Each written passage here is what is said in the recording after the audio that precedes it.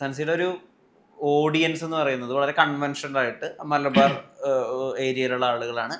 ഇസ്ലാം മതത്തെ അത്രയും ഹൃദയത്തോട് ചേർത്ത് വയ്ക്കുന്ന ആളുകളാണ്. അവരുടെ അടുത്തൊരു ഒരു വേറെ ഒരു വിരുദ്ധ അഭിപ്രായം അല്ലെങ്കിൽ വിയോജിപ്പ് ഉണ്ടാവാം. ഇങ്ങനെയുള്ള അവരെയും കൂടി ഇപ്പോൾ ജാസിൻ ആഷിരെയും കാസ്റ്റിൽ ഉൾപ്പെടുത്തിയാൽ എന്തായാലും വിമർശനം ഉണ്ടാവാം. അല്ലെങ്കിൽ അവർക്കെതിരെയുള്ള ചീത്തവിളികൾ പ്രതീക്ഷയിലുണ്ട്. എന്നിട്ട് പിന്നെ അവർ ഉൾപ്പെടുത്തുമ്പോൾ മറ്റേ ഓഡിയൻസിന് ഹേർട്ട് ആവോ, അങ്ങനെ ചിന്തകളുണ്ടോ? ഞാൻ ഒരു കാരണവശാലും എന്താ പറയണ്ടേ, അങ്ങനെ ചിന്തിച്ചിട്ട് ഒരിക്കലും ഞാൻ വർക്ക് ചെയ്യുന്നില്ല. ഞാൻ പറഞ്ഞല്ലോ, ഞാൻ എന്നുള്ള ഒരു ആർട്ടിസ്റ്റ് എന്നുള്ള ലെവലിൽ ഞാൻ ചിന്തിക്കില്ല, പക്ക ബിസിനസ്സായിട്ടേ ചിന്തിക്കുള്ളൂ. ഞാനിപ്പോൾ ജനങ്ങൾ അങ്ങനെ ഇങ്ങനെ വിചാരിക്കുമോ, അല്ലെങ്കിൽ ജനങ്ങൾ ഇങ്ങനെ കമൻറ്റ് ചെയ്യുമോ, അതൊന്നും എൻ്റെ മൈൻഡില്ല. അവരിപ്പോൾ കമൻറ്റ് അടിച്ചു കഴിഞ്ഞാൽ നമുക്ക് നല്ലത്. കാരണം എന്താ, കമൻറ്റ് അടിച്ച സാധനം റീച്ച് ആവും, ഫണ്ട് എനിക്ക് കിട്ടും, കൂടുതൽ എനിക്ക് ഫണ്ട് കിട്ടുക ചെയ്യുന്നു. അല്ലാണ്ട് അവർ ഇങ്ങനെ കമൻറ്റ് ചെയ്യുന്നുണ്ട്, അങ്ങനെ കമൻറ്റ് ചെയ്യുന്നു, അതൊന്നും എൻ്റെ മൈൻഡിലേ ഇല്ല. പിന്നെ വേറെ കാര്യം വെച്ച് കഴിഞ്ഞാൽ, ഒരു നെഗറ്റീവ് അടിച്ച ആൾക്കാരെന്ന് വിചാരിച്ചോ, ഒരു കൊല്ലോ 2 കൊല്ലം കഴിഞ്ഞാൽ പോസിറ്റീവ് ആവും അവർക്ക് കൺഫേം ആയിട്ട്. അവർ കറക്റ്റ് ഫീൽഡിൽ നിന്ന് അവർ നല്ല കാര്യങ്ങൾ ചെയ്ത് തുടങ്ങി കഴിഞ്ഞ് കഴിഞ്ഞാൽ അവർ പോസിറ്റീവായിട്ട് വരും. ആ പോസിറ്റീവായി വന്നു കഴിഞ്ഞ് കഴിഞ്ഞാൽ ചിലപ്പോൾ ജനങ്ങൾ പറയും, തൻസീർ അന്ന് ഓൾറെഡി ഇവരെ യൂസ് ചെയ്തിട്ടുണ്ടായിരുന്നു. അത് ഇപ്പോൾ ഓൾറെഡി, കാരണം ഇപ്പോൾ സന്തോഷ് പണ്ഡിറ്റ് എന്ന ഒരാൾ തുടക്കകാലത്ത് തന്നെ എന്നുകൊണ്ട് നമുക്കറിയാം ഇത് കുറച്ച് കാഞ്ഞ ബുദ്ധിയിൽ തന്നെ. പക്ഷെ മൂപ്പർ പറയുന്ന കാര്യങ്ങളെല്ലാം കുറച്ച് ഒരു 6 മാസമോ ഒരു 1 year കഴിഞ്ഞോ ഇതുണ്ട്. നാട്ടിലും മറ്റൊന്ന് പൊട്ടനെ പോലെ ആയിട്ട് കരുതി, പക്ഷെ മൂപ്പർ അത്യാവശ്യം ഫണ്ട് ഉണ്ടാക്കിയിട്ടുണ്ട്. കുറേ കാര്യങ്ങൾ ഇതിലുണ്ട്. മൂപ്പറെ ആ ഇമേജുകൾ ഇപ്പം ചാരിറ്റിയും അങ്ങനത്തെ കുറേ സംഭവങ്ങളും ചെയ്തതുകൊണ്ട് അതിപ്പോൾ കുറേ ആൾക്കാർ മൂപ്പർ ഇഷ്ടപ്പെട്ട് തുടങ്ങി ഇപ്പോൾ. പിന്നെ നല്ലോണം ചിന്തിക്കുന്ന ആൾക്കാർക്കെല്ലാം മൂപ്പർ ഈ ഞാൻ പറയുന്നത് ഈ യൂട്യൂബിൽ ഫേസ്ബുക്കിൽ കമൻ്റ് അടിക്കുന്നില്ലേ, ഈ റോങ് കമൻ്റ് അടിക്കുന്നു. ഞാൻ സത്യം പറഞ്ഞാൽ ഇവർക്ക് തീരെ വിവരം ഒരു പണിയില്ലാത്ത ആൾക്കാരായിരിക്കും. കാരണം എന്താണെന്ന് വെച്ച് കഴിഞ്ഞാൽ, ഇപ്പം നമ്മളിപ്പോൾ കമൻറ്റ് ശ്രദ്ധിക്കുന്നുണ്ട്, നല്ല കമൻറ്റ്സ് ഒക്കെ. ഇപ്പം എൻ്റെ ഒരു പേഴ്സണലി ഞാനൊരു അഭിപ്രായം പറയാം. ഇപ്പം എനിക്കൊരു കണ്ടന്റ് ഇഷ്ടപ്പെട്ടിട്ടില്ല, നമുക്ക് മാക്സിമം നമ്മൾ എന്ത് ചെയ്യുക, ഒരാളെ ഹേർട്ട് ചെയ്യാണ്ടിരിക്കുക. എന്താ പറയണ്ടേ, ഇനി എന്താടാ ഇങ്ങനെ അത് ചെയ്യാൻ നമുക്ക് അവർക്ക് പറഞ്ഞ് മനസ്സിലാക്കി കൊടുക്കുക.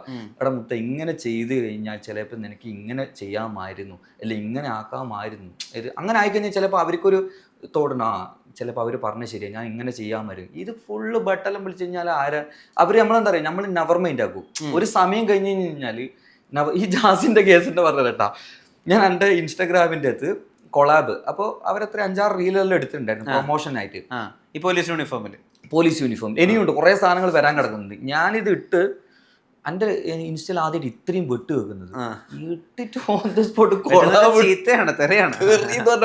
മരണത്തെറി. ഞാൻ എന്നെ ഷോക്കായി പോയി. കാരണം ഇങ്ങനെ തെറി വിളിക്കുന്ന ആദ്യമായിട്ടാ. തൻസീർ എനിക്ക് വേറെ പണിയില്ല. ഞാനിങ്ങനെ അപ്പോഴും ഞാൻ കമൻറ്റ് ഡിസേബിൾ ആക്കി, കമൻറ്റ് ബോക്സ് ഓഫാക്കി ഇട്ടാൻ പാടും ജാസിൻ്റെ ബോഡി വിളിക്കുന്നു. ഞാൻ പറഞ്ഞു ഞാനെന്താ വിചാരിച്ചറിയുവാ, ഇവർ ഇത്രയും വെട്ട് കണ്ടാലോ വെറുതെ എൻ്റെ പേജിലും കൂടി കൊളാപ്പെട്ടിരിക്കും. ജാസ് പറഞ്ഞു വേഗം കമൻറ്റ് ഓണാക്കി, നെഗറ്റീവ് വന്നാലേ വർക്കിറ്റാവൂ. ജാസ് വിളിച്ചിട്ട് പറയുന്നത്. അപ്പം ഞാൻ ചോദിച്ചില്ല, അപ്പം ഞാൻ എനിക്കപ്പോൾ ഹേർട്ട്, എന്ത് കേട്ട്, ഞാൻ കമൻറ്റും കൂടി വായിക്കലത്തില്ല, ആരൊക്കെ ഓൾറെഡി ചെയ്തില്ലേ. അപ്പം നമ്മളതേ മെൻറ്റാലിറ്റിനെ അവർ ചിന്തിക്കുന്നതും. അപ്പോൾ ഞാൻ നേരെ എന്ത് ചെയ്ത് കമൻറ്റ് ഡിസേബിൾ ഓണാക്കി. തെറി വിളിക്കുന്ന ആളെല്ലാം ഞാൻ ഞാൻ ഇങ്ങനെ നോക്കിയിട്ടാ സംഭവങ്ങളിലും.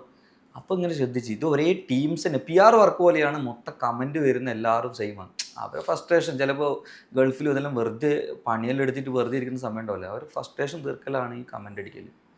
അല്ല, ഈ കുറച്ച് പ്രോഗ്രസീവായിട്ട് ചിന്തിക്കേണ്ടതും കൂടി ഇല്ലേ? അതായത് ജാസിയെ പോലെ ആഷിഫ് പോലുള്ള മനുഷ്യരും കൂടി നമ്മൾ ഉൾപ്പെടുത്തണമല്ലോ, നമ്മളോട് ചേർത്ത് നിർത്തണമല്ലോ. കറക്റ്റ്. അങ്ങനത്തെ ഒരു ചിന്ത പോയിട്ടുണ്ടായിരുന്നോ? പിന്നെ ഉറപ്പല്ലേ. കാരണം എന്താ വെച്ച് കഴിഞ്ഞാൽ, ഇപ്പോൾ എന്താ പറയണ്ടേ, അതിൽ തന്നെ ഒരു ക്യാരക്ടർ ചെയ്ത മെഹനാസ്, ഒരു അതിൽ ഭയങ്കര കമൻറ്റുകൾ, ഭയങ്കര ഞാൻ എന്താ വെള്ളപൂശി എന്നെല്ലാം പറഞ്ഞിട്ട് ഭയങ്കര കമൻറ്റ് വരുന്നുണ്ട്. സത്യം പറഞ്ഞു കഴിഞ്ഞാൽ സ്ക്രിപ്റ്റ് എഴുതുന്ന സമയത്ത് ഈ മെഹനാസ് എന്ന് പറഞ്ഞ ഒരാൾ നമ്മൾ ഈ വർക്കിൻ്റെ കുഞ്ഞുവാട കല്യാണം എന്ന് പറഞ്ഞ വർക്കിൻ്റെ അടുത്ത് തുടക്കം മുതലേ ഇല്ല ആളാണ്. ഓക്കെ. അപ്പോൾ ഈ ജനങ്ങൾ ചിലപ്പോൾ ഈ ഒരു വർക്കായിരിക്കും ചിലപ്പം പെട്ടെന്ന് കാണുന്നുണ്ടായിരുന്നു. അപ്പം പെട്ടെന്ന് കാണുമ്പോൾ വിചാരിച്ചു കഴിഞ്ഞാൽ ഞാനിത് വെള്ളപൂശിയാണ്. സംഭവം വെള്ളപൂശിയതല്ല, ഞാൻ ഓൾറെഡി ഒരു കഥ എഴുതുന്ന പോലെ, അല്ലെങ്കിൽ ഓനെ പ്രൊമോട്ട് ചെയ്യാൻ വേണ്ടിയിട്ടുള്ള സംഭവം എന്നല്ല. ഓനൊരു ആർട്ടിസ്റ്റാണ്, മെഹനാസ് ഒരു ആർട്ടിസ്റ്റാണ്. അവരുടെ റിയൽ ലൈഫിൽ എന്തോ സംഭവം ഒന്നും നമ്മൾ നോക്കുന്നില്ല. ഒരു സ്റ്റോറി എഴുതുന്ന സമയത്ത് ആരെയും, ഇപ്പോൾ ജാസിൻ്റെ ആയിക്കോട്ടെ, റിയൽ ലൈഫാണ് നിങ്ങൾ ആ പോലീസിൻ്റെ അടുത്ത് കണ്ടത്? അല്ല, ഒരിക്കലുമല്ല. കാരണം അങ്ങനെ താടിയുള്ള സംഭവം ഒന്നും വരില്ല. പിന്നെ അത് മാത്രമല്ല, അവർ ഓൾറെഡി ഇൻസ്റ്റാഗ്രാം റീൽ ചെയ്യുന്ന പരിപാടിയല്ല സംഭവം. പോലീസിന് ജാസി ആദ്യം ഓൾറെഡി സമ്മതിച്ചിട്ടില്ലായിരുന്നു. ഞാൻ പിന്നെ പോലീസ് വേഷമാണ് അതിൻ്റെ അത് ക്യാരക്ടർ എഴുതിയിട്ടുള്ളത്. അപ്പോൾ അവനടാ എനിക്കത് ആവുമോ, പ്രോബ്ലം ആവില്ലേ, പോലീസ് വേഷം എനിക്ക് ചേരൂലാലോ അങ്ങനെ. ഞാൻ പറഞ്ഞു ഒരു ചേഞ്ച് വേണം, എന്നാലേ കാര്യം ഉണ്ടാവും. പിന്നെ ട്രോൾ എന്തായാലും കൺഫേം ആയിട്ട് വരും. ട്രോളർമാർക്ക് നമ്മൾ ഇട്ട് കൊടുക്കലാണ് സംഭവം. പോലീസ് വേഷം വന്നു കഴിഞ്ഞാൽ ഒന്നും കൂടി സംഭവം റീച്ച് ആവും. അപ്പോൾ ഓക്കെ, അപ്പോൾ അവർ സംഭവം സംസാരിച്ച് അപ്പോൾ ഓക്കെ എന്ന് പറഞ്ഞാൽ അങ്ങനെയാണ് ആ വർക്കിലേക്ക് ഇവർ ഇൻക്ലൂഡ് ചെയ്യുന്നത്. അപ്പോൾ ഈ കമൻസും കാര്യങ്ങളിലും വന്നു കഴിഞ്ഞ് കഴിഞ്ഞാൽ നമുക്ക് വർക്കിന് ബൂസ്റ്റപ്പേ വരും. ഒരിക്കലും അതുകൊണ്ട് ആ വർക്ക് അവിടെ ഫ്ലോപ്പ് ആവില്ല. അത് കമൻ്റ് അടിക്കുന്ന ആൾക്കാർ ശ്രദ്ധിക്കേണ്ടതെന്ന് വെച്ച് കഴിഞ്ഞാൽ എത്രത്തോളം നിങ്ങൾ കമൻറ്റ് റോങ് അടിക്കുന്നു അത്രത്തോളം അതിന് റീച്ച് വരും, അത് സാധനം കയറിപ്പോവും. ഈ താജുദ്ദീൻ വടകരയായിട്ടുള്ള അസോസിയേഷൻ തുടങ്ങിയിട്ട് കുറച്ചായി. അദ്ദേഹത്തിന് കുറച്ചുകൂടി ഒരു നല്ല വേ ഓഫ് ലൈഫ് ഉണ്ടായത്, കുറച്ചുകൂടി പണമൊക്കെ ഉള്ള ഒരു ജീവിതമാർഗം ഉണ്ടായത് തൻസിയുടെ കൂടെ ജോയിൻ ചെയ്തപ്പോൾ തൊട്ടാണെന്ന് അറിഞ്ഞിട്ടുണ്ട്. അതിൽ എത്രമാത്രം സത്യം? അല്ല, താജുക്ക എന്ന് പറഞ്ഞത് ഒന്നാമത് കൽബാണ് ഫാത്തിമ ആ ഒരു സമയത്ത് തന്നെ മൂപ്പർ അതൊരു ദേശീയഗാനം പോലെയായിരുന്നു. അതെ, ഒരു സമയത്ത് ട്രെൻഡിങ് ആയിട്ട് മൊത്തമായിട്ട് നിൽക്കുന്നത്. മൂപ്പർക്ക് അതിൻ്റെ മുകളിലൊരു ഹിറ്റൊന്നും ആവശ്യമില്ല. എവിടെ കണ്ടു കഴിഞ്ഞാലും താജുദ്ദീൻ വടകര. അപ്പോൾ ഫണ്ട് ഉണ്ടാക്കിയെന്ന് പറഞ്ഞു കഴിഞ്ഞാൽ എൻ്റെ കൂടെ വന്നത് കൊണ്ട് മൂപ്പർക്ക് ഉപകാരങ്ങളെ ഉണ്ടായിട്ടുണ്ടാവും താജുക്ക. പിന്നെ മൂപ്പർ എന്ന് പറയണ്ടേ, സത്യം പറഞ്ഞു കഴിഞ്ഞാൽ നമ്മളൊരു ഏട്ടനും അനിയും ബന്ധം പോലെ ഈ ഫീൽഡിൽ. സത്യം പറഞ്ഞു കഴിഞ്ഞാൽ എൻ്റെ കല്യാണത്തിന് പോലും, എൻ്റെ കല്യാണം ഒരു 6-7 ദിവസത്തെ കല്യാണമായിരുന്നു. ഈ കൊറോണ സമയത്ത് ഒരുവിധ ആൾക്കാരെല്ലാം വന്ന കല്യാണം. പക്ഷെങ്കിൽ എൻ്റെ നിക്കാഹിൻ്റെ സഭയിൽ ഈ ഫീൽഡിൽ നിന്ന് ഞാൻ ഒരൊറ്റ ഒരാളെ വിളിച്ചിട്ടുള്ളൂ, ഒരൊറ്റ ഒരാളാണ്. കാരണം അത്രയും അതിൻ്റെ പിറ്റേ ദിവസമെല്ലാം അത്രയോ ആർട്ടിസ്റ്റുമാരെല്ലാം വന്നു പോയിട്ടുണ്ട്. എല്ലാം മാപ്പിളപ്പാട്ടിൽ ഒരുവിധ ആൾക്കാരെല്ലാം വന്നിട്ടുണ്ട്. പക്ഷെങ്കിൽ എൻ്റെ നിക്കാഹിന് ഒരൊറ്റ സെലിബ്രിറ്റി എന്ന് പറഞ്ഞു കഴിഞ്ഞാൽ ഞാൻ സെലിബ്രിറ്റി ആയിട്ടല്ല മൂപ്പറെ വിളിക്കുന്നത്. നമ്മളൊരു ഇതുണ്ട്, താജുക്കും ഞാനുമായിട്ടുള്ളൊരു ബന്ധമുണ്ട്. അതെങ്ങനെ പറഞ്ഞു മനസ്സിലാക്കി തരണമെന്ന് എനിക്കറിയില്ല. ചിലപ്പോൾ താജുക്ക എൻ്റെ ഏട്ടനായിരിക്കും ഞാൻ, ചിലപ്പോൾ അതുകൊണ്ട് അങ്ങോട്ടും ഇങ്ങോട്ടും നമ്മളൊരു സംസാരത്തിലായിക്കോട്ടെ പല കാര്യങ്ങളും നമ്മൾ ഡിസ്കസ് ചെയ്യലുണ്ട്.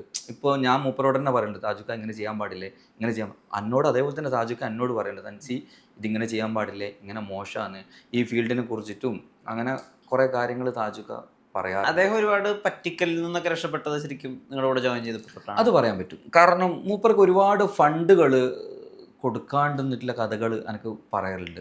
ആ പാട്ട് പാടിയിട്ടും അഭിനയിച്ചിട്ടൊന്നും മൂപ്പറെ വാല്യൂ അനുസരിച്ചിട്ടൊരു ഫണ്ടൊന്നും മൂപ്പർക്ക് കൊടുക്കാത്തത് ഇപ്പം അല്ല, കുറേ മുന്നേ എൻ്റെ അടുക്ക പറയുന്നുണ്ടായിരുന്നു. പക്ഷേ നമ്മളെ കൂടെ വന്നു കഴിഞ്ഞാൽ എല്ലാ ആൾക്കാർക്കും ഫണ്ട് കറക്റ്റായിട്ട് നമ്മൾ ഫസ്റ്റ് ഞാൻ ആദ്യം പറയും, ഞാൻ താജുക്ക എന്നല്ല ഏതൊരു ആർട്ടിസ്റ്റിൻ്റെ അടുക്ക ആയാലും ഞാനത് വർക്ക് കഴിഞ്ഞിട്ട് പൈസ എല്ലാം കൊടുക്കാൻ ഞാൻ വർക്കിൻ്റെ മുന്നേ പറയും, താജുക്ക ഇതാണ് ഫണ്ട്, നിങ്ങൾക്ക് ചെയ്യാൻ പറ്റുമോ.